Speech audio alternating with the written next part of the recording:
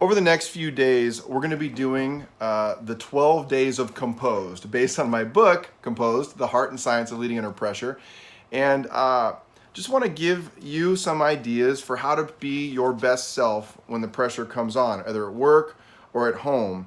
And the book itself starts off with this fundamental assumption that there are two kinds of people when pressure comes on. And I think one thing you could do is to begin by getting a sense of which way you go in these one of two directions. For some of us, the emphasis is on what other people think of us. So when you get into pressure, whether it's a moment at work, you're feeling like not as competent as you wish, or you've had kind of a setback or a failure, or you're having to have a conversation with someone else that creates pressure for you.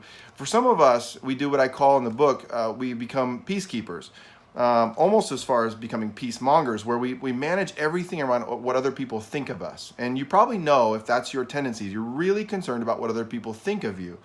The other possibility is you become a truth speaker, not a peacekeeper, but a truth speaker, where most of your focus is on what's important to you. And so when the pressure comes on, you become even more vocal. You probably are going to be really clear about what's important to you, and you're going to tell people. And I want to suggest that the start is to figure out what I describe as your habitual way of responding under pressure.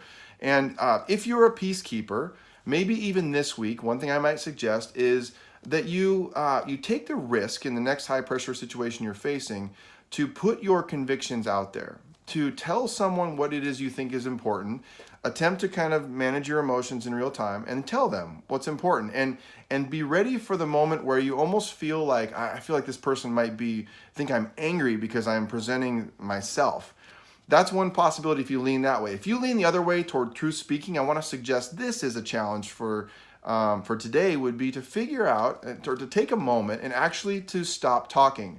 So the next time you're in a high pressure moment, to actually ask someone else who's in that moment with you, or matters in that moment, what it is they're thinking. And then just stop. Actually shut up long enough, for those of us who need to do this, to hear what someone else is saying.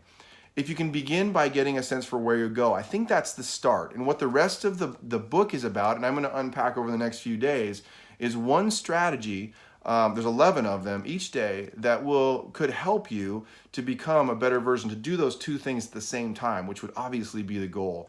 And so looking forward to that. I hope you are able to be a more composed and better version of yourself under pressure, for your sake, and more importantly, for the sake of other people around you who matter to you.